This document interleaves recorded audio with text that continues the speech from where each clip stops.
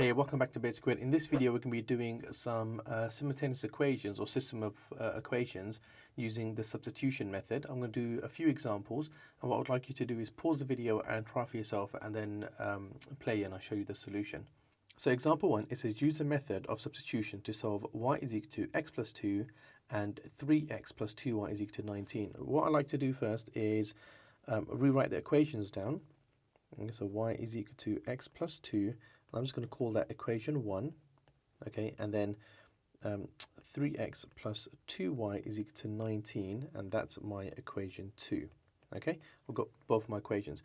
What I know from this is y is equal to x plus 2, so I'm going to use that for my substitution. I'm going to say substitute y is equal to x plus 2 into equation 2.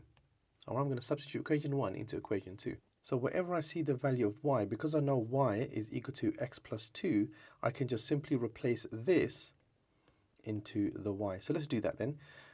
We've got 3x plus 2, and instead of doing the y, I'm going to change it with x plus 2. That's what I'm substituting into here, and it's all equal to 19. So as you can see, I've just replaced this y with x plus 2. That's what the substitution method involves. We're going to substitute x plus 2 for our value of y. So what we need to do now then is if we expand these brackets, we end up getting 3x plus 2x plus 4 is equal to 19. Let's collect like terms. So we've got 3x and 2x. That gives us 5x. 5x plus 4 is equal to 19. And now I can maybe minus 4 on both sides. Okay, that's going to cancel out the 4 on the left-hand side. That's going to give us 15 is equal to 5x. Now, finally, if we can just divide this by 5, divide this by 5, the 5's on the left-hand side cancel out, and therefore, x is equal to 3. Now that we know what x is equal to, we can substitute that back into one of the equations, either equation 1 or equation 2, to find out the value of y. So let's write this down then. So we will substitute x equals to 3 into equation 1. Okay, let's do that right now. Y is equal to x plus 2, and instead of the x, I'm going to be replacing it with x equals 3. So y is equal to, and I'm going to say, instead of the x, I'm going to say x is 3. And therefore, I've got a solution that y is equal to 5. Therefore, y is equal to 5. That's the value of y. Now, we're not done there quite. We need to substitute these values into each equation and to see whether it actually works, okay? So we'll do a quick check here by substituting the value of x is equal to 3 and y is equal to 5 into each equation. So what we need to do is then we need to substitute x is equal to 3 and y is equal to 5 into equation 1 and equation 2. So recall that equation 1 was y is equal to x plus 2. And just call that equation 1 so we know it's there. Let's substitute the values into here and see what we get. We get 5 is equal to, remember 5 is y, is equal to 3 plus 2. We know that 5 is equal to 5, so that works out. The left-hand side and the right-hand side are equal, so that checks out fine. Let's check equation 2. Equation 2 is 3x plus 2y is equal to 19.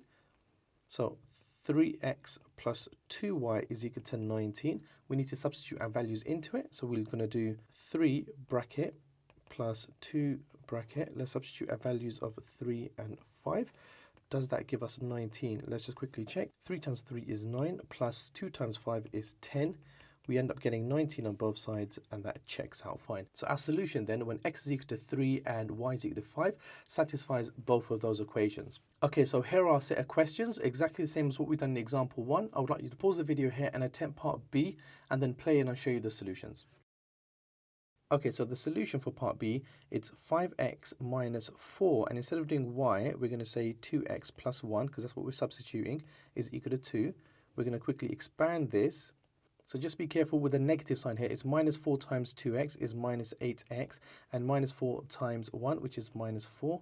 We still have our 5x at the front, and it's all equal to 2. So we have 5x minus 8x, which is minus 3x minus 4 is equal to 2. And now if we plus the 4 on both sides, we end up getting minus 3x is equal to 6. If we divide by minus 3, divide by minus 3, therefore x is equal to minus 2.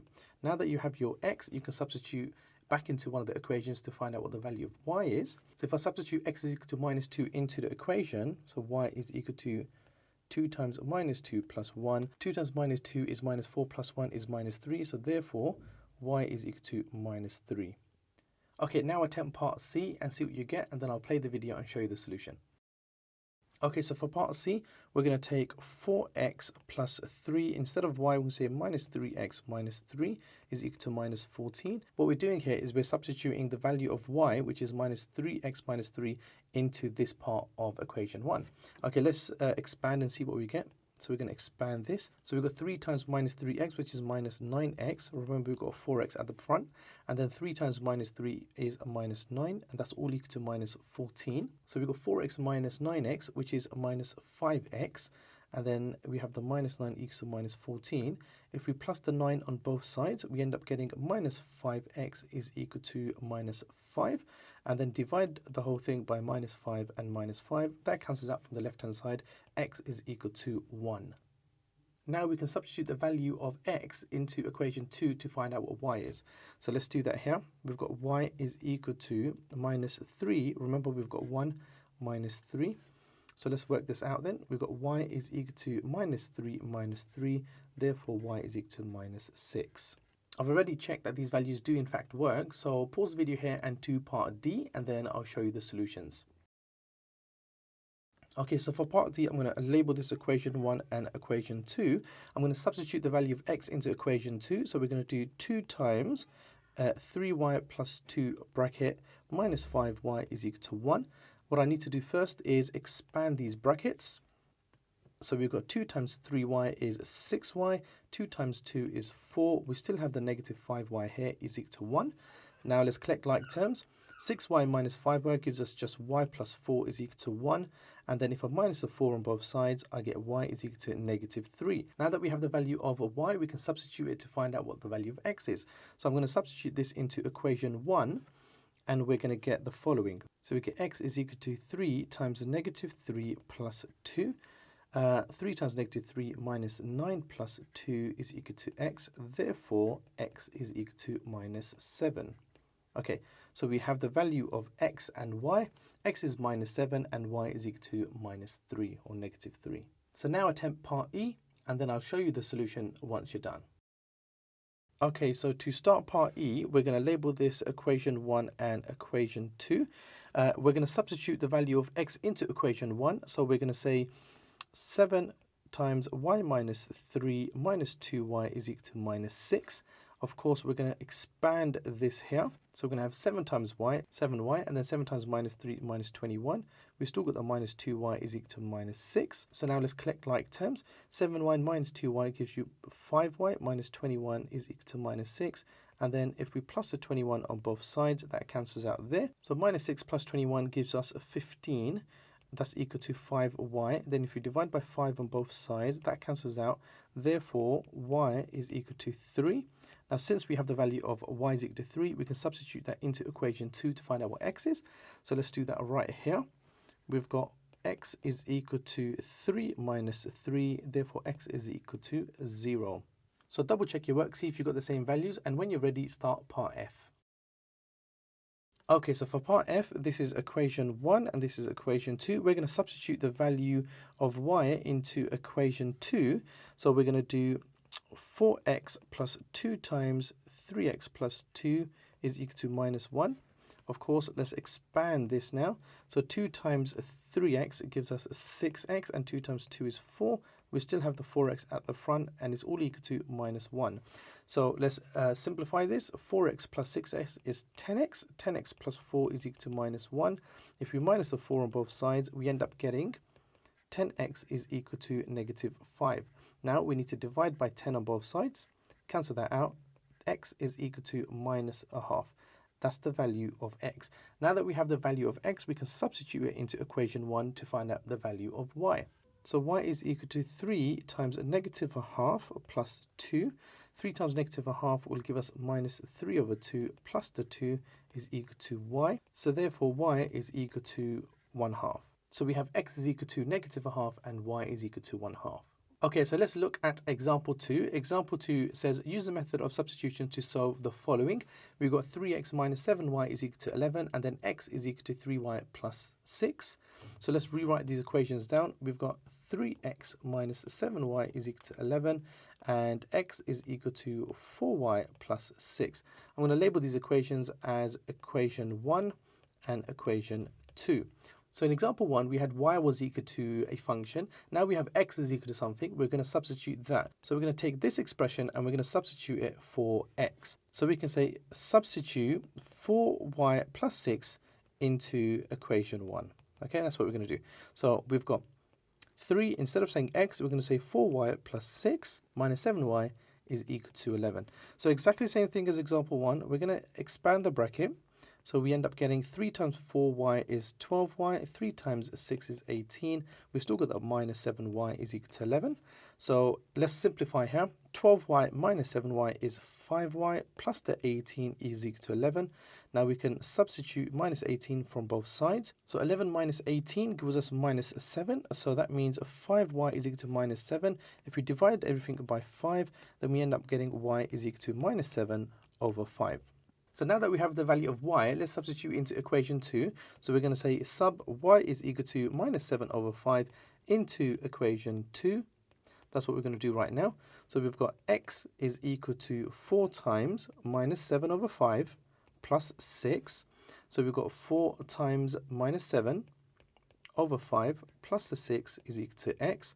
4 times minus 7 is minus 28 over 5 plus the 6 is equal to x. Okay. So minus 28 over 5 plus 6, if we put the 6 over 1 and we multiply this by 5 on the top and the bottom, we'll get 30 over 5. So we have minus 28 over 5 plus 30 over 5 is equal to x. Therefore, x is equal to 2 over 5. So we have the value of y and x. We need to substitute them into equation 1 and 2 to make sure that they work. Okay, so let's substitute these values in. So we start with equation 1. So we'll get 3 times 2/5 minus 7 times minus 7 over 5 is equal to 11. 3 times 2, 6 over 5 minus 7 times negative 7, which is positive 49 over 5 is equal to 11. So 6 plus 49 gives us 55 over 5, which is equal to 11. How many 5s into 55? That's 11 is equal to 11. So therefore that checks out well. And let's move on to equation 2. So doing the same thing for equation 2 then, we have 2/5 is equal to 4 times negative 7 over 5 plus 6. 4 times minus 7 is minus 28 over 5 plus the 6 is equal to 2/5. So let's check this out then. That's 6 over 1. If we multiply the whole thing by 5, top and bottom by 5, we get 30 over 5. And we're going to plus that to minus 28 over 5 to get 2/5. Let's see if this works. Minus 28 plus 30, that's 2 over 5 is equal to 2 over 5. That checks out well. Okay, so those values, when x is equal to 2/5 and y is equal to minus 7 over 5, 3x minus 7y is equal to 11, and x is equal to 4y plus 6 checks out. Okay, so there are 2 more questions that are exactly the same. Use the method of substitution to solve the following equations. Start with part B and pause the video, and then I'll show you the solution. So let's start off by writing these equations down. Y is equal to 8 minus 4x and 12x minus y is equal to 12. Let's label these as equation 1 and equation 2. What I'd like you to do then is substitute, let's write this down, substitute equation 1 into equation 2. Right, let's try this out then. So we have 12x minus, instead of saying y, we'll say 8 minus 4x is equal to 12. Now be careful here because we have a negative 1. Negative 1 times 8 and negative 1 times minus 4x. So minus 1 times 8 is minus 8. Minus 1 times minus 4 is positive 4x. We still have the 12x here and it's all equal to 12. Let's collect these terms then. 12x plus 4x is 16x. That's minus 8 equal to 12. So we need to plus 8 here, plus 8 here. That gives us 20. So 16x is equal to 20. If we divide by 16, divide by 16. This 16 is going to cancel out. Therefore, x is equal to 20 over 16. Or if we simplify that and we divide the whole thing by 4, we will get 5 over 4. So therefore, x is equal to 5 over 4. So now we need to substitute that value into equation 1. So let's write this down. We're going to sub x is equal to 5/4 into equation 1. Okay, let's do that here. So y is equal to 8 minus 4 times 5/4. So we get y is equal to 8 minus 20/4. And then how many 20s into 4? That's just 5. So therefore 8 minus 5 is equal to y. Therefore y is equal to 3. So double check your work. You should have x is equal to 5/4 and y is equal to 3. And now when you're ready, attempt part C. Okay, so let's write these equations down. We have 2x minus 5y is equal to 0, and we have y is equal to 5 minus 3x. Let's label these as equation 1 and equation 2. Right, the first thing we can do is we can substitute equation 2 into equation 1. So let's write that down. Sub equation 1 into equation 2. So let's do that right now. 2x minus 5, instead of y, we're writing 5 minus 3x, because that's what y is, equals to 0.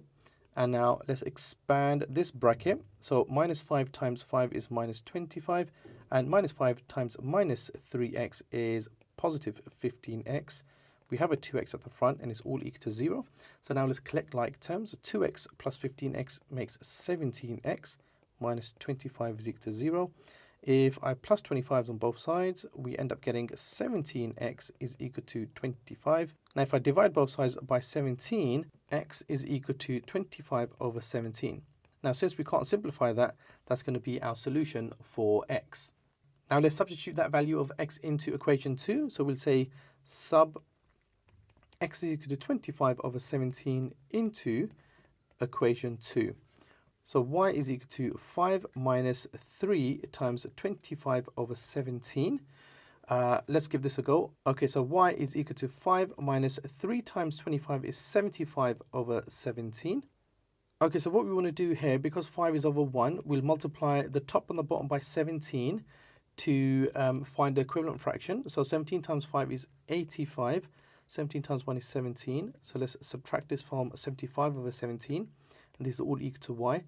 Therefore, y is equal to 10/17. Since we can't simplify that, that's going to be our solution. So double check your work. You should have x is equal to 25/17, and you should have y is equal to 10/17.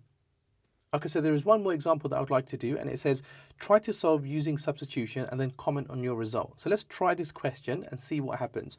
So I can see here that I've got y is equal to 3x minus 5, and then 12x minus 4y is equal to 7. What I think I'm going to do is I'm going to take this value of y and I'm going to substitute it into the second equation. So let's just label these as equation 1 and equation 2. And what we're going to do is we're going to sub equation 1 into equation 2. Okay, that's what we're going to try to do anyway. So let's do this here then. We've got 12x minus 4, and instead of y, we can say 3x minus 5, and that's all equal to 7. Now, as always, we're going to expand the bracket and see what we get. So we get minus 12x plus 20 is equal to 7. Don't forget the 12x at the front. 12x minus 12x, that just cancels out. We get 0x. So we end up with 20 is equal to 7. Now, 20 does not equal 7, so that doesn't work out, which means that there is no solution for this equation. So we can write here, no solution.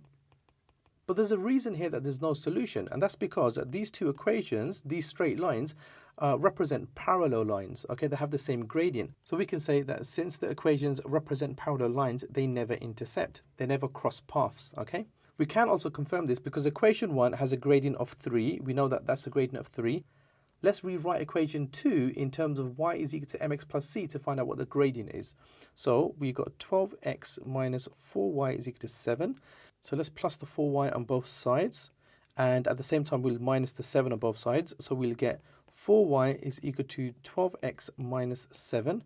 And then if I divide by 4, divide by 4, divide by 4, divide everything by 4, that's going to cancel out. Y is equal to 3x minus 7/4. So you can see here, we end up getting a gradient of 3 again. Okay, so equation 1 has a gradient of 3, and equation 2 also has a gradient of 3. So they're parallel lines. That's why they don't intersect. And because they don't intersect, we don't have any solution for this equation. Okay, now do the same thing for this last question here. It says try to solve using substitution and then comment on your result. So I want you to say something similar to what I done in example 3. Okay, so if we run through this really quickly, we can say 6x plus 3 times 5 minus 2x is equal to 15. If we expand this and check what we get 15 minus 6x is equal to 15. And here you can see we end up getting 6x minus 6x, so these cross out. And we end up getting 15 is equal to 15. Okay, these cross out, 15 is equal to 15. But we need to figure out what's actually going on. So let's take the first equation and rearrange it in terms of y is equal to mx plus c and see what the situation is. So we're going to rearrange it in y is mx plus c. So we'll take 6x plus 3y is equal to 15. Let's minus the 6x minus the 6x. So we get 3y is equal to 15 minus 6x. And then divide the whole thing by 3. We end up getting y is equal to 5 minus 2x. Now, if you see, this equation and this equation are exactly the same. That's what we call coincident. These two equations are exactly the same, which means that there are many infinite solutions because the lines are coincident. They're exactly the same line. So because they're coincident, because it's the same line, so that's why there are an infinite many solutions to this problem. As always, I hope you found the video helpful. If you have any questions, put them in the comment section below. Consider subscribing for more math videos, and I'll see you in the next one.